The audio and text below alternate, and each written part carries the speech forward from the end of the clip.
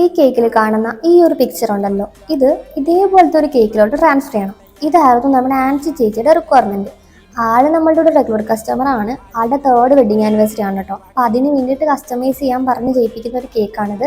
കേക്കിന്റെ ഫ്ലേവർ വന്നിട്ട് വാനില ആയിരുന്നു. അപ്പം ഇതുവരെ കേക്കൊക്കെ ഓക്കെയാണ്. ഇനിയാണ് നമ്മുടെ യഥാർത്ഥ പരിപാടി തുടങ്ങാൻ പോകുന്നത്.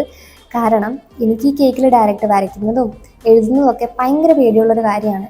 എന്താണെന്ന് അറിയത്തില്ല, ഈ രണ്ട് കാര്യങ്ങൾക്ക് എനിക്ക് തീരെ കോൺഫിഡൻസ് ഇല്ല.